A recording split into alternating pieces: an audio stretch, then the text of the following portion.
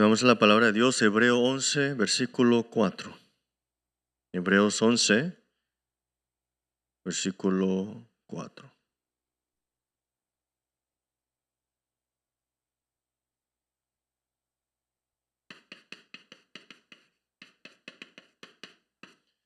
Vamos a leerlo todos juntos. Por la fe, Abel ofreció a Dios más excelente sacrificio que Caín, por lo cual alcanzó testimonio de que era justo, dando testimonios de sus ofrendas, y muerto aún habla por ella. Amén. Hoy el título es La torre absoluta que debe ser la máxima prioridad.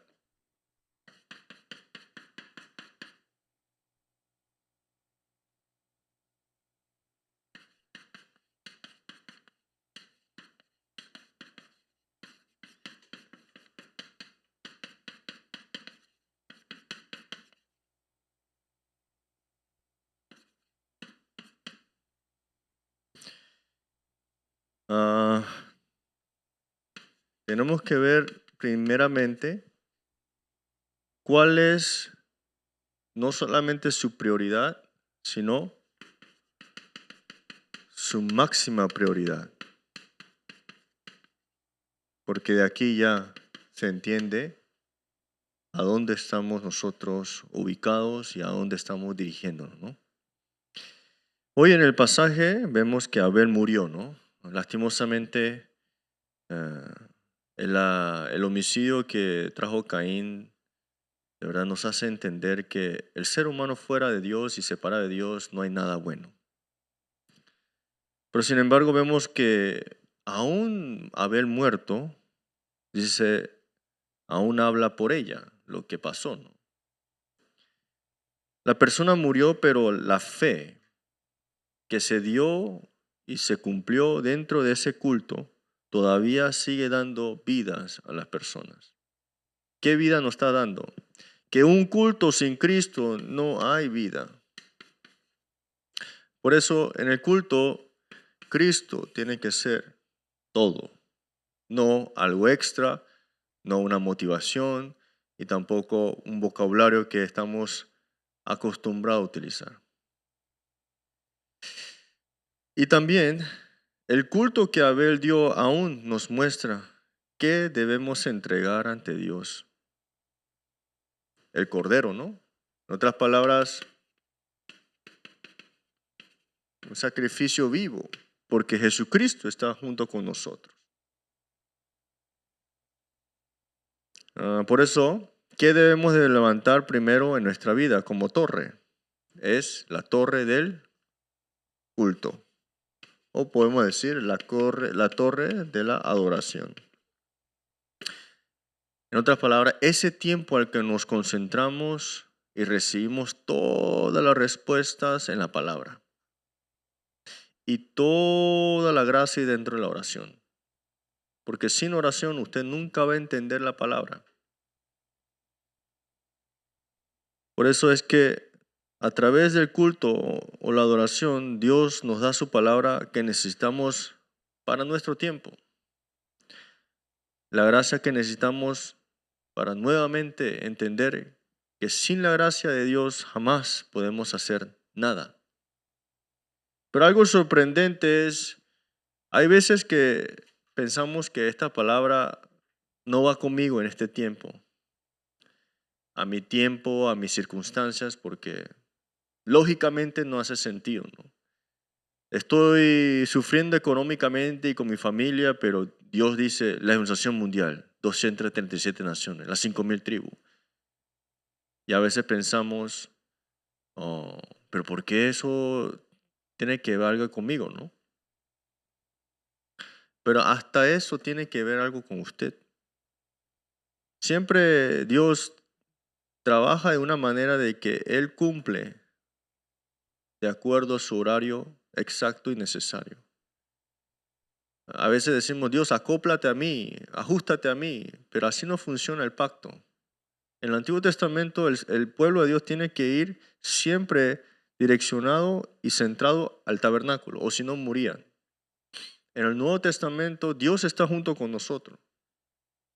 El Espíritu Santo mora en su templo ahora. Ya no es algo como está allá o acá, está en nosotros, ¿no?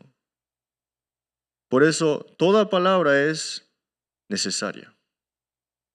Por eso es que nosotros tenemos que acoplarnos y ajustarnos a lo que Dios está dándonos, no Dios ajustárnoslos a nosotros. ¿Quién es el sirviente y quién es el dueño? De ahí ya viene la respuesta, ¿no? Por eso, el tiempo de culto es el tiempo que se establece. ¿Qué tiempo? El tiempo de la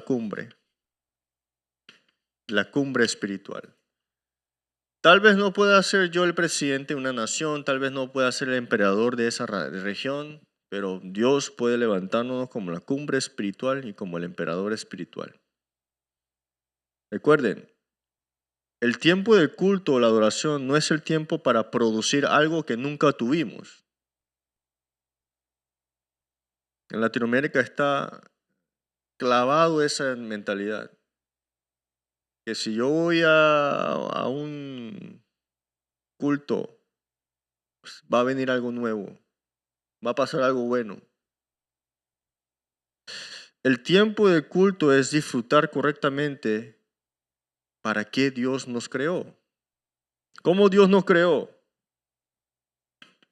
Génesis 1:27 y nos creó para Génesis 1:28. Nos creó a imagen de Dios y nos dio toda la autoridad y todas las bendiciones para sojuzgar y señorear todo lo que Él ha preparado. En otras palabras, Dios no dijo, prepáralo, dijo, sojuzga lo que ya te he preparado. A eso le hicimos pacto de gracia. Y no solamente de conquistar y sojuzgar con la imagen de Dios, dijo, para que no te olvides que todo esto viene en comunión conmigo. Y la comunión, en otras palabras, es el tiempo del culto.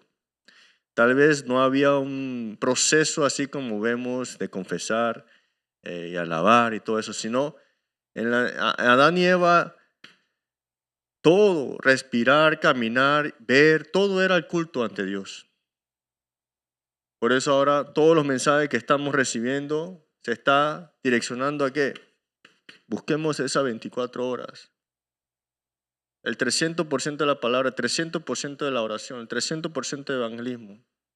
Y seguimos más, ¿no? ¿Para qué? Para que las 24 horas restaurar el huerto del Edén, la bendición de ella. Tal vez no podemos estar en el mismo estado espiritual de Adán y Eva, ¿no? No estamos queriendo tener ese mismo estado espiritual, porque ya tenemos a un mejor perfeccionado, perfecto Cordero, un gran sumo sacerdote. ¿Y quién es? Cristo. Por eso no es, queremos restaurar lo que hicimos en el huerto, es, ya está restaurado algo, un gran sumo sacerdote en nosotros ya. Por eso no es un esfuerzo nuestro para dar culto, es la gracia en mí para disfrutar el culto con Cristo nada más.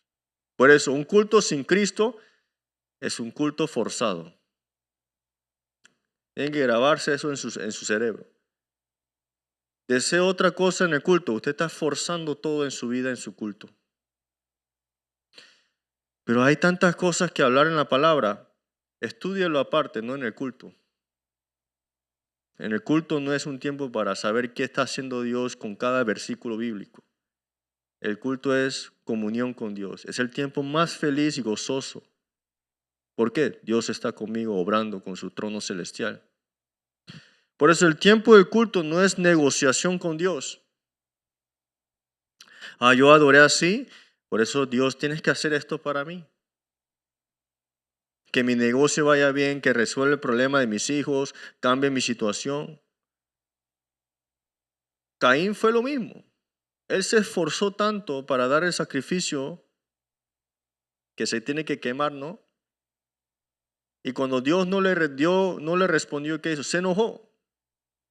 Pero si yo me esforcé, si yo hice todo esto por ti, ¿por qué le recibes el culto de Abel, que no hizo nada? El tiempo de culto no es una negociación con Dios. Por eso nosotros no damos culto para obtener nuevas cosas. Nosotros damos culto ya poseyendo todo en Cristo para disfrutarlo.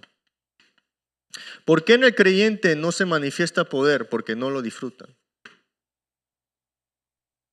Más que disfrutar es como una tarea para ellos. Su vida de fe se volvió una tarea. Entonces si no la hacen se sienten castigados. Si lo hacen se sienten satisfechos. Eso no es vida de fe. Eso no es creer en Dios. Por eso en cada culto se sucede algo extraordinario. Gálatas 2:20. Yo muero y Cristo vive en mí. Pablo confesaba hasta un extremo de que todos los días moría. Hasta ese punto es que el yo está muy vivo en nosotros mismos. Ya mi criterio, mi experiencia, mis heridas, mis fracasos, mis cálculos, todo eso debe ser dejado abajo. Tampoco eso tiene que ser su testimonio. De dónde salí, qué experiencia tuve.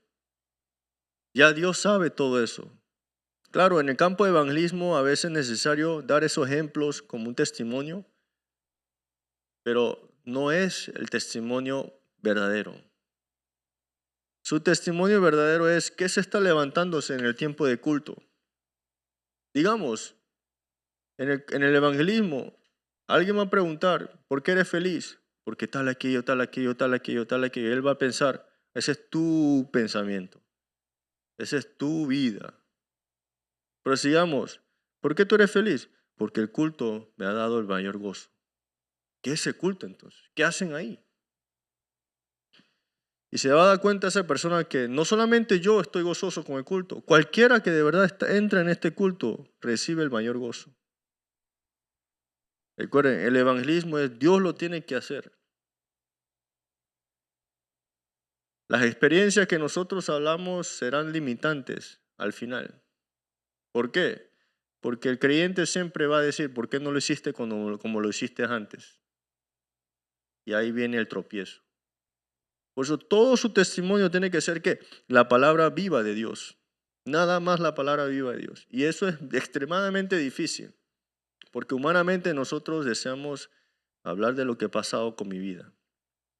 No estoy diciendo que está mal, sino que a lo largo del tiempo, cuando Dios empieza a levantar a los discípulos, lo más importante es solamente compartir la palabra. Y esa es la batalla espiritual verdadera. Porque ¿qué es lo que Satanás hizo con Adán y Eva? Le quitó la palabra. Vamos a decir que los primeros seres humanos, discípulos en otras palabras, que existían en esta tierra, que Dios mismo creó, ¿qué le quitó a Satanás? El culto y la palabra. Y su estrategia es aún la misma. Puedes hablar de todo menos la palabra. Puedes alardear de tu experiencia y tu ministerio menos la palabra. Por eso, si escuchamos la palabra aferrado a todos esos criterios que acabo de decir, heridas, experiencias, fracasos, cálculos, no podemos escuchar la palabra de Dios. Escuchamos solamente nuestro propio pensamiento, una interpretación mía cuando entra la palabra. Entonces el centro del culto no va a ser solo Cristo, va a ser solo dinero, solo triunfo y solo algo que no es Cristo. Pero cuando Cristo se vuelve la realidad, viene el reino de Dios. La hora 25. Y de ahí vienen las respuestas de las obras del Espíritu Santo, quedan eternamente. Por eso, quien diga hasta la segunda venida del Señor Jesucristo, las obras que tomó lugar en el aposento alto de Marcos, nadie lo puede cambiar. Porque como fue prometido, tomó lugar. Por eso, tres cosas que debemos disfrutar en el culto: solo Cristo, solo Reino de Dios y solo Espíritu Santo. De nuevo, pastor, sí. De nuevo, sí. Pero ya no quiero escuchar eso, entonces mejor escucho otra prédica. Porque aquí no se habla de otras cosas. Aquí se habla de lo que Jesús mismo dejó atrás como lo más importante después de su resurrección. Por eso el segundo punto que es, el culto es el tiempo de una batalla espiritual constante.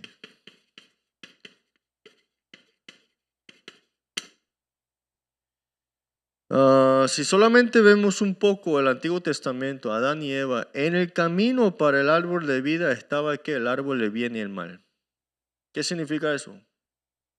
Que no estaban ellos en una batalla espiritual continua. Ese árbol de bien y el mal estaba siempre ¿qué? Tentándolos para que lo coman. No para maldecirlos, sino para que recuerden que el culto es una batalla espiritual. Porque ¿quién le arrebató ese culto? Satanás, no otro humano. Por eso es espiritual, no es físico. Mucha gente hace algo bueno para el culto, para ellos concentrarse. Y menos tienen la batalla espiritual. Eso es religión. Por eso en Hebreos 4:16, ¿qué dice? Acerquémonos pues confiadamente, ¿a qué? Al trono de la gracia. ¿Cómo podemos estar confiados que podemos estar enfrente de ese trono de gracia? Porque Cristo está conmigo. Por eso es que el tiempo de culto es el tiempo al que nos acercamos a ese trono de gracia. No es que nos falte, por eso nos acercamos. Nos acercamos porque es necesario la gracia de Dios todos los días. Si no hay gracia de Dios, usted perece hoy o en el segundo. Pues el tiempo de recibir la mayor gracia de nuestra vida es el lugar donde en el culto. Por eso en Mateo 4, Satanás tienta a Jesús. ¿De qué manera? Si te postras y me adoras, te daré todos los reinos del mundo. En otras palabras, todo el reino del mundo significa evangelización mundial. En solamente literal, ¿no? Pero Satanás, ¿quién es? Engañador, mentiroso, homicida. Pero muchos caen ahí, en esa mentira. Sí, si haces eso vas a avanzar en Latinoamérica. Con esto vas a hacer Latinoamérica, todo esto. Si te postras a mí, no, te doy Latinoamérica, todos los reinos. Y dices, pero esta es la evangelización mundial, ¿no? Y lo toman. Y no se, ni ven que es de Satanás. Pero que recuerden, ¿quién es Satanás? Homicida, mentiroso, engañador. Y siempre crea división. Por eso es una batalla espiritual. Por eso uno de los mensajes de entrenamiento es, conoce quién es Satanás y cuál es la estrategia de él. Porque las personas están batallando menos espiritualmente, porque no saben qué hace Satanás, para qué él existe. Mucha gente dice, ¿por qué Dios no desaparece a Satanás? Porque Satanás tiene un rol en esta tierra, para que usted descubra por qué solo Cristo es necesario. Yo de verdad solamente lo veo de esa manera. Satanás existe para que yo entienda que solo Cristo es necesario. Si Satanás no existiera, la verdad yo creería en muchas religiones.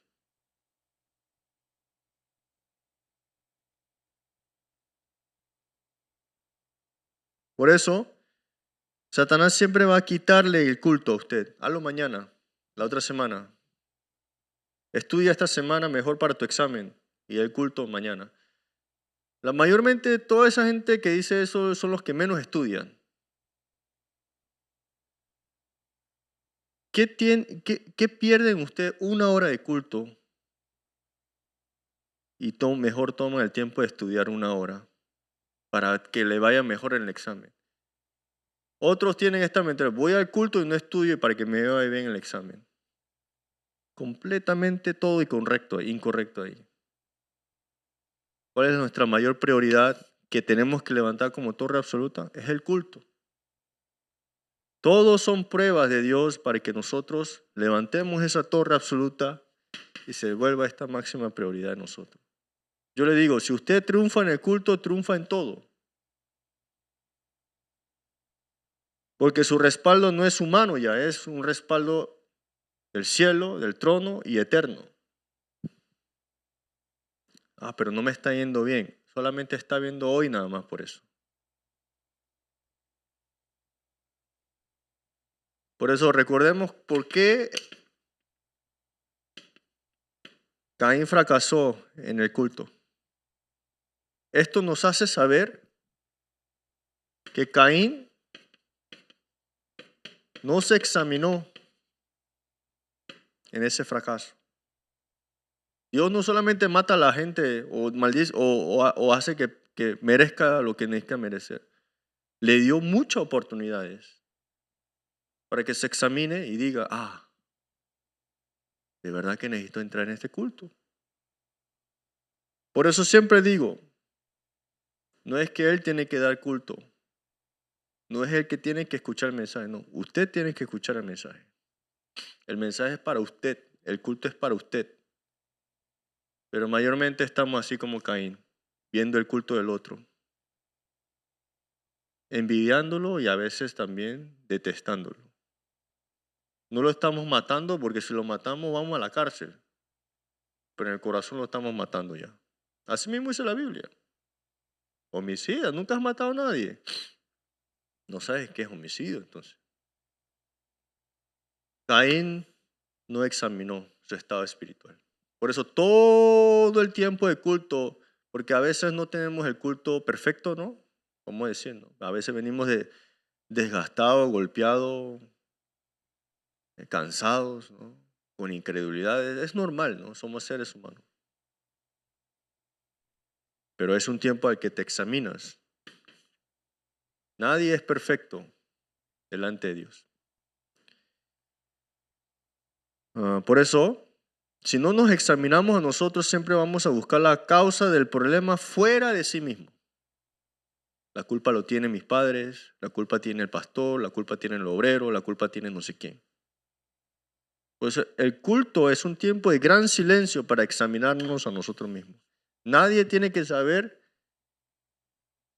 lo que usted está pensando ahora mismo. Tiene que examinarse.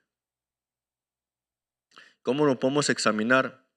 Tome la palabra como es y medite en ella. Pastor, yo no sé cómo meditar. Lea la palabra como es y no piense en otras cosas. O siga escuchando la palabra de hoy aquí. Siga escuchando. Hasta que diga que me voy a volver loco por esto. Pero es que hay que estar loco por eso, porque si no, vamos a estar locos para otras cosas. Porque vivimos en un tiempo al cual si no estás loco por algo, no triunfas. Hasta ese punto está. Todos decían que esta persona era loco y ahora está triunfando. Pero Pablo dice a Festos, ¿no? Fuera de lo que yo estoy encadenado, quisieras que también tú estés enloquecido como yo, que estoy en Cristo. Así dijo. Pero nosotros tenemos miedo de estar locos por Cristo. ¿Por qué? Porque se nos quitan muchas cosas, dicen, ¿no? El dinero, el triunfo, todo. Pero los incrédulos se vuelven locos por sus cosas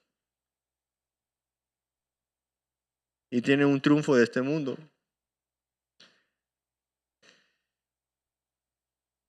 Por eso pregúntense,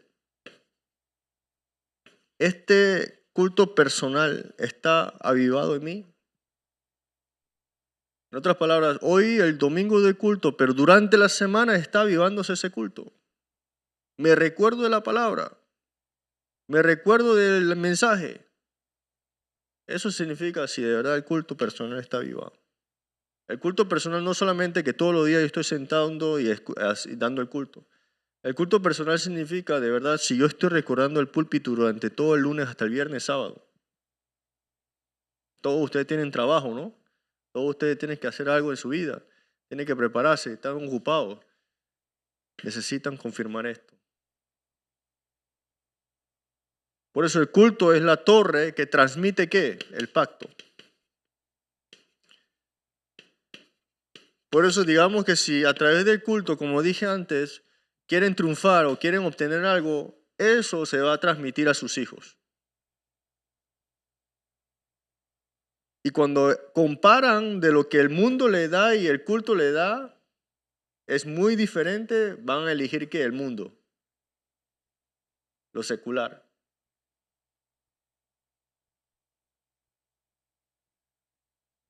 ¿Cómo se transmite el pacto en el culto? Miren, Abel murió, ¿terminó todo ahí? No. Dios levantó ¿a quién? A Set. Porque la muerte de Abel no era el final para Dios, era Jesucristo tenía que venir a esta tierra. A eso implica que Dios está fuera de nuestro tiempo. ¿Quién se imaginó que Dios a través de Set iba a venir el linaje de Jesucristo? ¿Quién? Nadie, solamente Dios. Por eso el Evangelio es misterio de Dios y el misterio de Dios es Cristo, dice así. Nadie sabe, pero se cumple y nadie lo puede detener. Por eso el pacto no se puede detener humanamente jamás. ¿Cuál es el pacto que tenemos en esta iglesia hispana de Daegu? De verdad. 46 países de Latinoamérica, 857 tribus en Latinoamérica. Levantar las torres absolutas. Esa es la dirección. Dentro de eso se necesita levantar las 3 épocas, los 3 atrios, las 3 concentraciones. Para eso es que tuvimos el entrenamiento con los remanentes este año. Para que ahora caminen esos caminos, 5 caminos del emperador espiritual, los 3 misterios, los 3 secretos que continuamente se habló en el mensaje. Pastor, ¿qué está hablando? Tienen que estar en la corriente de la palabra.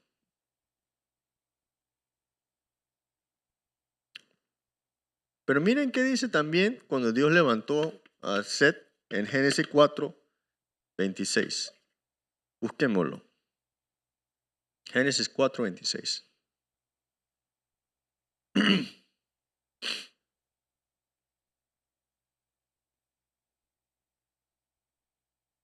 Dice así, y a Set también le nació un hijo y llamó su nombre Enos. Entonces los hombres comenzaron a invocar el nombre de Jehová. Eso es el evangelismo de Dios. Nació solamente Set, nació Enos, ¿y qué pasó? Invocando el nombre de Jehová. Cuando se transmite el pacto de verdad en el campo de nosotros, se transmite el evangelismo de Dios. Se transmite las misiones de Dios.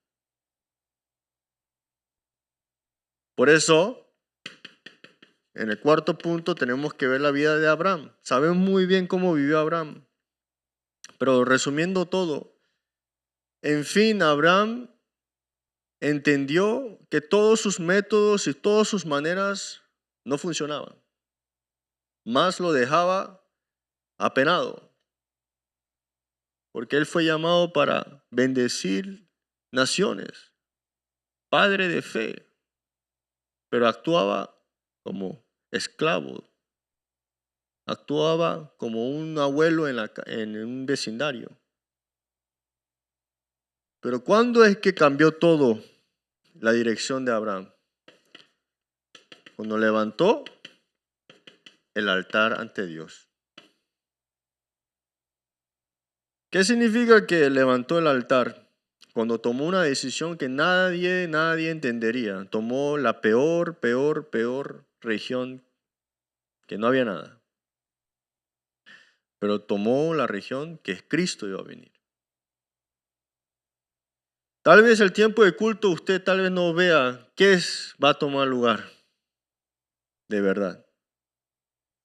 Saquemos fuera eso de bendiciones, la respuesta.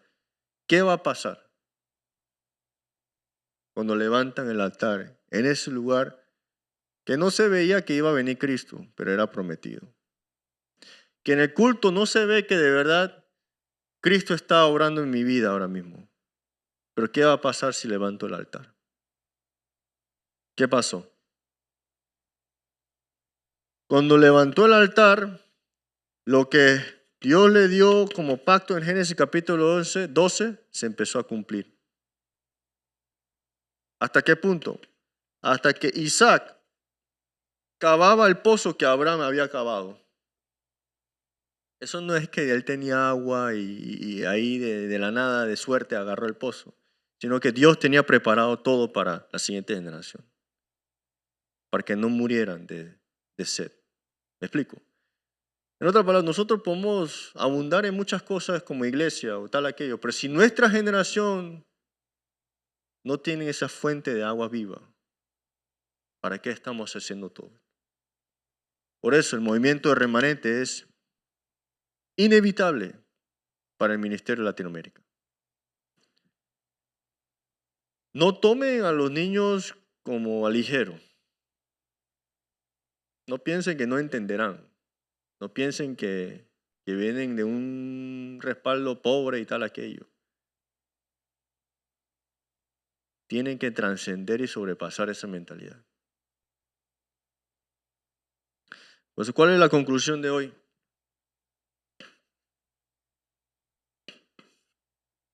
Hay veces que yo digo que en el entrenamiento compartí que los que vinieron a este entrenamiento mayormente vienen en un respaldo de pobreza. Eso no es para atacarlos y ignorarlos. En otras palabras, cuando se toca eso, a algunos le va a doler, ¿no? Me duele. Qué malo es. Pero que si sintamos eso, significa que todavía son heridas.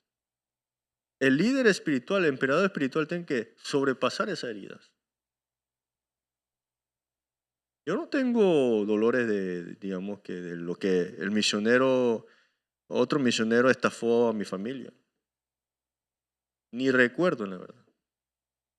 Porque mis padres tomaron esta decisión. Por eso, los remanentes que entrenaron, quien toque sus raíces, quien toque su respaldo, eso no tiene ningún problema.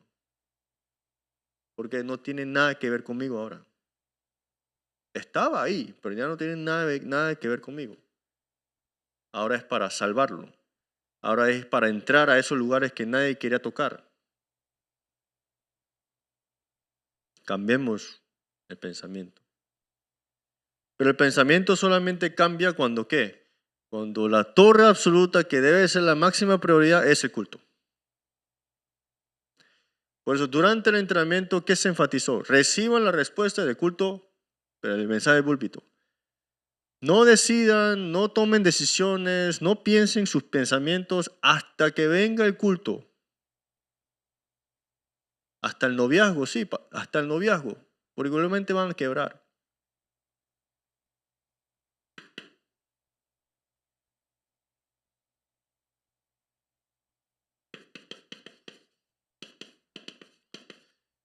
Hebreos 10:25. No dejando de congregarnos como algunos tienen por costumbre.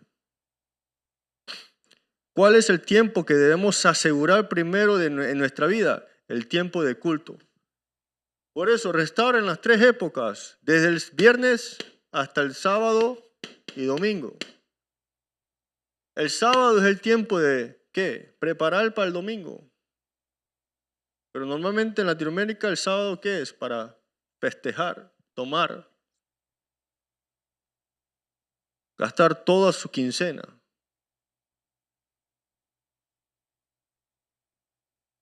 No sé si en otros países es mensualidad o quincena. O algunos semanales. Imagínense, semanales, cada viernes están tomando ya. Quincenales, cada 15 días están festejando, gastando todo. Mensual, cada mes está gastando todo. Y me sorprende a veces, no tienen plata, pero el cumpleaños es un festejo grande. Me sorprende eso. Una vez estábamos en Latinoamérica, no sé qué país era, porque era muy impactante y se me olvidó. No tienen plata, dice, no tienen para ofrendar, para entrenamiento, $5 a mano. Después dice que no, que esta semana fue cumpleaños de mi hija o mi hijo, no sé quién fue. Y me enseñaba la foto. Y qué pocotón de cake y pocotón de comida. En la palabra dice que se van a congregar por costumbre. No van a querer reunirse. cuando está esa oportunidad, que todavía en Latinoamérica hay iglesias que no están cerrándose aún, ¿cierto? Hay muchas iglesias que están cerrando, no como Europa y Estados Unidos, pero cuando está su iglesia, de verdad, aseguren ese tiempo de culto. No hagan nada antes del culto. No pueden asegurar por lo menos 3 horas para el domingo. Tampoco el culto es que comienza a la noche, ¿no? Allá en Latinoamérica, ¿no? Mayormente comienza a las 11 y termina a las 12, almuerzan y después de eso ya no hay más. No podemos asegurar mínimo 3 horas. Eso significa que mi prioridad, mi máxima prioridad no es el culto. Mi máxima prioridad es otra cosa. Prioridad es culto, prioridad, porque costumbre. Mis padres me enseñaron. Y en fin, sí, recibo paz y descanso, me siento bien en el culto. Pero esa es solamente una prioridad. Máxima prioridad es, de verdad puedo dar todo mi tiempo en el culto. Muchos remanentes a veces tienen ese conflicto con ese pastor, pero viene una oferta buena de trabajo, pero hay que trabajar el domingo. ¿Qué debo hacer? Y otros pastores, no trabajes así. Otro pastor dice, ¿para qué? ¿Quién es? Y otro pastor dice, le habla sobre John Wanamaker. No, que él rechazó la posición de como alcalde para ministrar a los niños. Ah, ¿qué tal? Tienen que ser emperadores espirituales. No es que si voy a tomar el trabajo y no porque no voy a trabajar, no voy a tomar el trabajo, voy a tomar el trabajo. Tienes que estar seguro, ¿por qué vino esto a mí? Porque nada viene de la nada, ciertamente, ¿no? Dios no te va a castigar porque tienes que trabajar los domingos, porque la época va a cambiar así. No va a ser solamente lunes a viernes trabajo. El mundo está conquistando los fines de semana. Entonces el culto y el patrón va a cambiar. Y la iglesia está peleando para que no nos quiten ese fin de semana. Pero hay que tener ese corazón de que si se cambia, ¿qué vamos a hacer, no? Lunes a viernes el culto tiene que tomar lugar, ¿no? Por eso, no por costumbres, hay que salir de eso, sino mi máxima prioridad. Una persona que tiene su máxima prioridad en el culto y viene una oferta del domingo de culto, ¿qué debe hacer? Toma el trabajo, porque eso no le va a cambiar el destino. Pero mayormente las personas, por tomar ese trabajo del domingo, le cambia su destino completo. Y después vienen todos golpeados. Y después que es porque no vine al culto domingo. No debí tomar esa oferta. Que no tienen la prioridad máxima en el culto. Dios prueba, pero Satanás tienta también. A la vez. Por eso nunca olviden, antes que el problema, el culto es primero. Yo siempre digo, ustedes esperan por Dios, Dios ha esperado por ustedes más tiempo que usted. Porque dice que te conoció antes que tú nacieras, dice así. Antes que te formase ya te conocía. Y estamos quejando que tú, Dios, tú no me respondes, tú no me esperas. Dios te ha esperado desde el comienzo. Antes que mi pensamiento, el culto es primero. No piensen primero, piensen qué dice la palabra primero. Antes que mis métodos, el culto es primero.